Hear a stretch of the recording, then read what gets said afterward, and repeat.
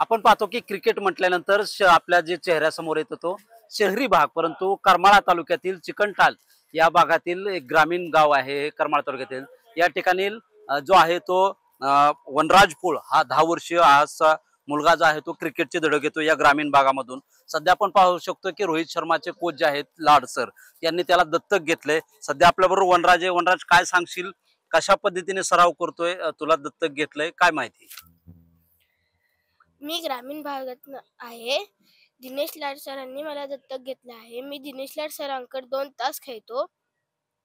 दिनेश लाड सरांनी मला संपूर्ण किट दिला आहे आणि मी दिनेश लाड सरांमुळे मोठ्या स्टेजवर आहे। काय भविष्यात काय स्वप्न आहे तुझं, काय व्हायचंय? क्रिकेटर। कशा पद्धतीने रोहित शर्मा देखील आता सध्या गाजलेला आहे, तशा पद्धतीने भविष्यामध्ये तुला खेळी करायची का? हा, नक्कीच। या ठिकाणी पाहतोय की आपण वनराजचे वडील देखील आपल्या बरोबर आहेत। काय सांगाल, कशा पद्धतीने वनराजचं आता सध्या क्रिकेटचं प्रशिक्षण सुरू आहे? अगदी ग्रामीण भागातून तुम्ही कशा पद्धतीने इथपर्यंत गेलाय? वनराज भोरला तारू सरांकडे आणि गावी निंबाळकर सरांकडे खेळत होता। एक दिवस आम्ही लाड सरांकडे त्याचे व्हिडिओ पाठवले, त्यांना ते आवडले आणि ज्या वेळेला लाड सरांनी बोलवलं त्यावेळेला आम्ही तिथं गेलो आणि लाड सरांना तो आवडला आणि त्याच दिवशी लाड सरांनी सांगितलं की मी याला अडॉप्ट करतोय, याला ग्रामीण भागामध्ये ठेवू नका, याला मुंबईला आणा, तरच त्याचं टॅलेंटला वाव मिळेल। लाड सरांच्या बाबतीत बोलायचं झालं तर लाड सरांनी मागील 30 वर्षात कोचिंग मध्ये कुठल्याही मुलांकडून 1 रुपयाची फी घेतली नाही। उलट आज जवळजवळ 9-10 वनराज सारखे 9-10 वर्षाचे मुलं 22 मुलं ॲडॉप्ट केलेत आणि सगळ्यांचा राहण्याचा खाण्याचा तिथली शाळेची सगळी फी ते स्वतः देत आहेत।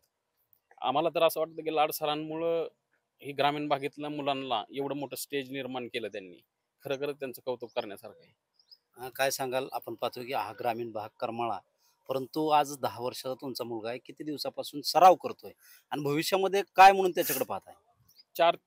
4 ते 3 वर्षापासून तो सराव करतोय आणि लाड सरांकडे 3 वर्षापासून तो सराव करतो, 2 वर्षापासून सराव करतोय। लाड सरांनी तिथं सगळंच तिथं आम्हाला राहण्यासाठी रूम दिलेली आहे आणि किराणा देतात महिन्याच्या महिन्याला, तिथल्या शाळेची सगळी फी भरतात। आता लाड सरांचं व्यक्तिमत्व मोठा क्रिकेटर बनायला असं त्यांचं म्हणणं आहे। नक्कीच या ठिकाणी ग्रामस्थ देखील आपल्या बरोबर आहेत। काय सांगाल, तुमच्या गावातील 10 वर्षाचा मुलगा आहे, तो क्रिकेटमध्ये प्रावीण्याने खेळ करतोय। रोहित शर्मांचे जे गुरु आहेत, त्यांचे कोच आहेत, त्यांनी त्याला दत्तक घेतलेलं आहे। पूर्ण संपूर्ण खर्च करता ग्रामस्थांच्या वतीनं काय तुमची प्रतिक्रिया आहे? प्रथमतः मी वनराज पोळ यांना रोहित शर्माचे कोच दिनेश लाड यांनी दत्तक घेतल्याबद्दल मी प्रथमतः दिनेश लाड साहेबांचं सर्व ग्रामस्थांच्या वतीने या ठिकाणी आभार व्यक्त करतो। आणि वनराज पोळ हा साधारणतः वयाच्या 5व्या वर्षापासून प्रॅक्टिस करत आहे। आज त्याचं 10 वर्ष वय आहे। आम्हाला सर्व ग्रामस्थांना एवढीच या ठिकाणी आम्ही इच्छा व्यक्त करतो की हा भविष्यात चांगल्या पद्धतीचा क्रिकेटर होऊन भारतीय संघात त्याची भविष्यात निवड व्हावी आणि आमच्या गावाचं, आपल्या तालुक्याचं, जिल्ह्याचं नाव हे जगभरात व्हावं, एवढीच मी या ठिकाणी अपेक्षा व्यक्त करतो, इच्छा व्यक्त करतो। आणि वनराज पोळला भविष्यातील त्याच्या क्रिकेटर बनण्यासाठी सर्व ग्रामस्थांच्या वतीनं शुभेच्छा व्यक्त करतो। नक्कीच आपण पाहतो की या ठिकाणी करमाळा तालुक्यातील चिकणटाल या गावातील 10 वर्षीय वनराज पोळ आहे, हा सध्या क्रिकेटचे धडे गिरवत असून रोहित शर्माचे कोच जे आहेत दिनेश लाड, हे त्यांनी यापूर्वी वनराजला जे आहे ते दत्तक घेतले असून वयाच्या 5व्या वर्षापासून वनराज हा क्रिकेटचे धडे गिरवत असून ग्रामस्थांच्या देखील मोठ्या आशा ज्या आहेत त्या वनराजकडून पाहायला मिळत आहेत।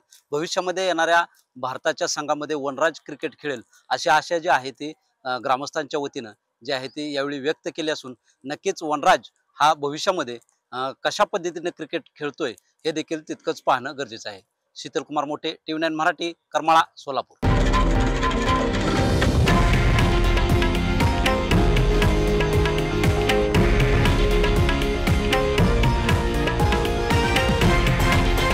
हे आहे देशातील नंबर 1 न्यूज नेटवर्क आणि आपण पाहत आहात TV9 मराठी, एकमेव।